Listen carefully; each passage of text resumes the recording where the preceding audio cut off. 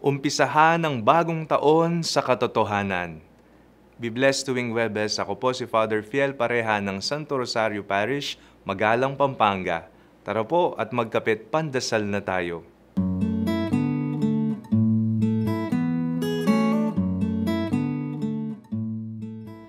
Kumusta po ang naging pagsalubong ninyo sa bagong taon? Maraming pagkain, may mga nagiinuman, nag-reunion at nag-ingay. Back to work na po ba? O hanggang ngayon ay nakabakasyon pa rin? Inuubos ang natirang kalamay at keso. Sinalubong natin ang bagong taon ng may sigla, pag-asa at kahilingan sa Diyos na nawa ito ay maging isang taon na tigib apaw sa biyaya at posibilidad. Ngunit may isang panawagan sa atin ang Panginoon habang ating inumpisahan ang taong ito, ang mamuhay sa katotohanan.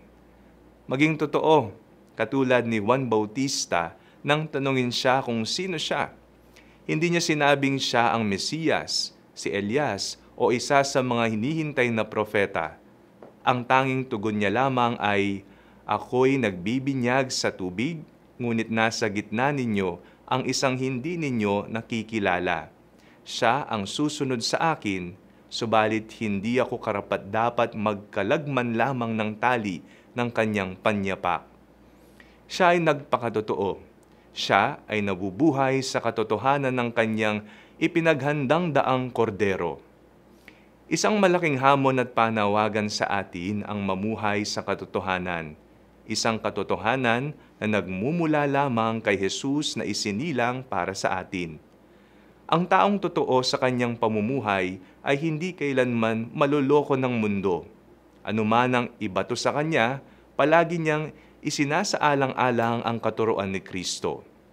Maging totoo sa pananalita at maging totoo sa pakikisalamuha dahil walang puwang sa isang alagad ni Kristo ang kasinungalingan. Isang makatotohanang New Year po sa inyong lahat. Manalangin tayo. Panginoon, Ikaw ang katotohanan. Maisabuhay nawa namin ng tama at totoo ang aming pananampalataya sa iyo. Amen.